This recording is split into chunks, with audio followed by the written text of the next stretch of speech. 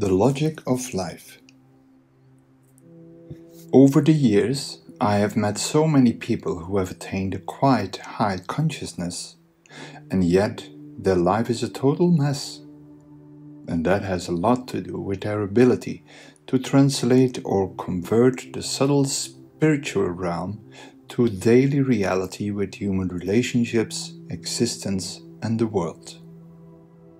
It is a process of allowing the subtle, non-dual realm to rebuild your mind, your emotional body, and from there on the energetics of your physical body. But most spiritual adepts don't get that far because they don't know how or even refuse to make this conversion. So they get stuck in an alternative double life with two sets of rules which each have their own logic. This chapter is about how to pass this obstacle, or better, to fuse them in one logic based on truth and the absolute, while fully accepting the dual nature of existence. It will help you to bring the intelligence of the previous 4 classes into the practical reality of your life. In the old spiritual teachings of the West, there is a term called the Logos, which is of great significance for those of us who are dedicated to live in resonance with the laws of life.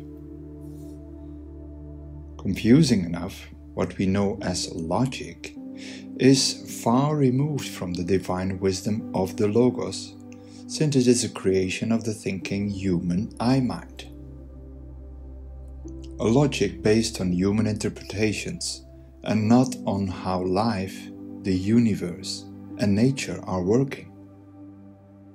For the sages of the old wisdom traditions, this thinking logic is simply a collectively accepted illusion, and it's far away from the direct expression of the Absolute as the Logos is. Modern logic extracts a space in the mind where the logic counts. The rule in this I-mind logic is that you're not allowed to go beyond the borders of this space, or else the logic, limited as it is, does not work any longer. Most of us see modern science as the example of logic. But how can a science where the observer is placed outside the experience of the observed be truth?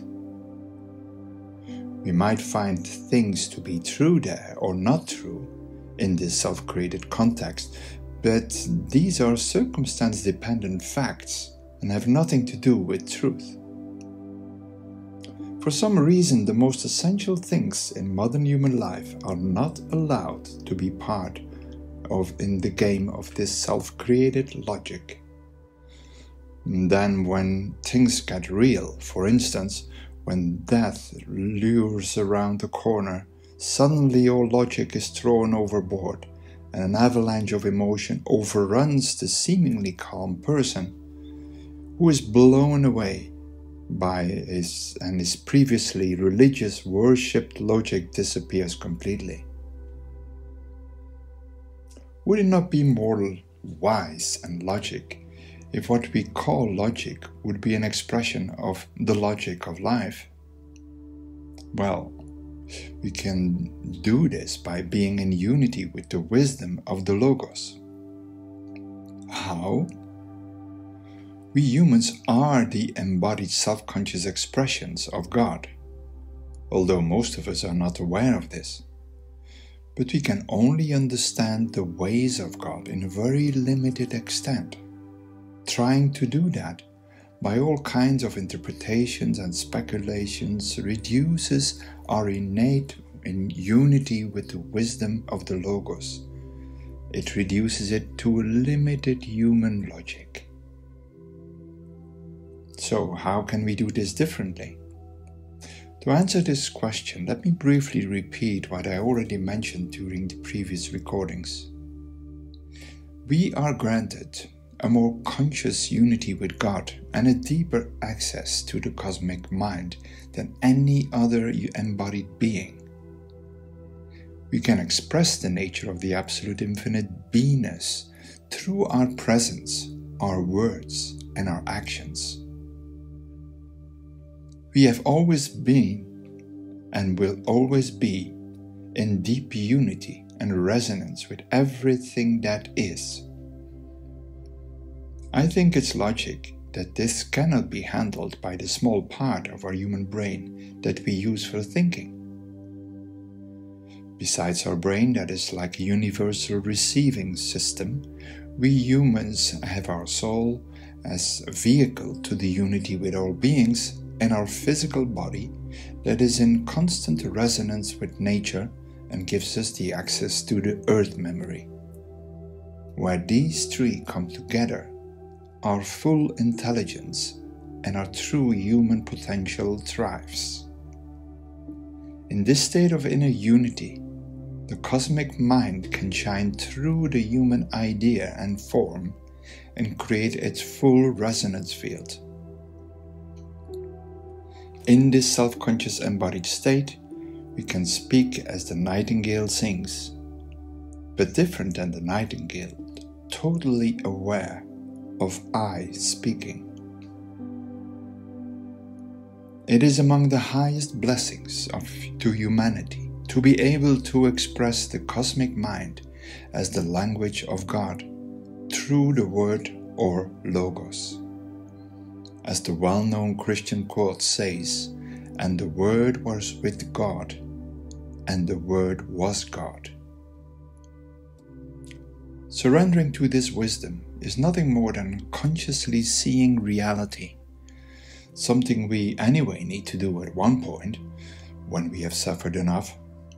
And what this journey brings is a shift from duality to unity, from worldly disorder to cosmic order. Well, you might think, how do I even start this journey?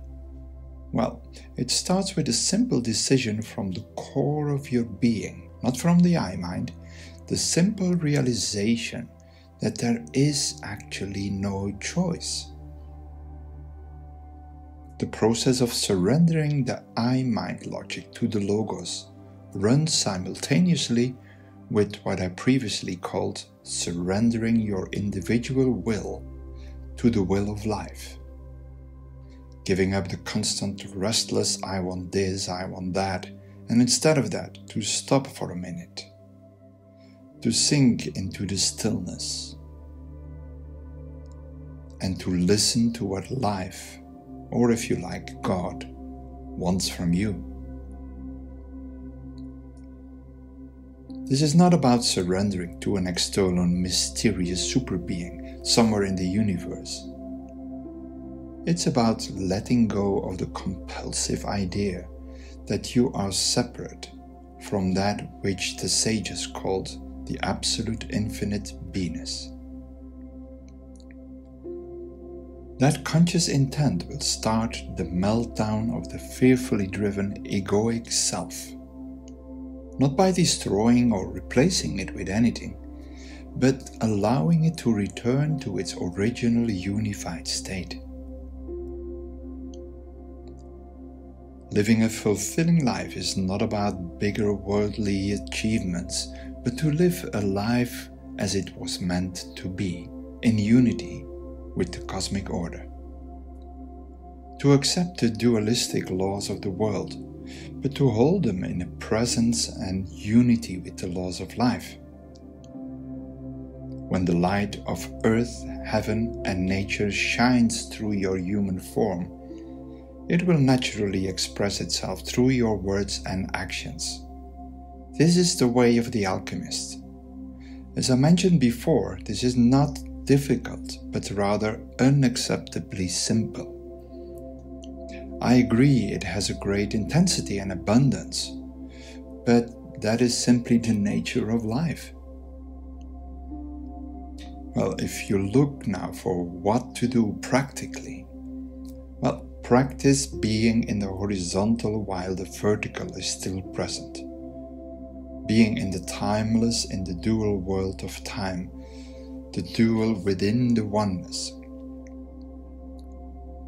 It means becoming aware of changing your state at specific moments when you shift from the unity logos state to the dual I-mind logic. In other words, when you step in illusion and suffering. This is not a trick or a quick fix. It will need practice and your full attention. But the effect will be that step by step, everything in your life will start to fall in the right place. In next month's talk, we will continue to build on all previous chapters, including this Logos chapter. And I will tell you how to be in truth as the centralizing, mind-rooting factor. For now, I wish you clarity and courage on this path.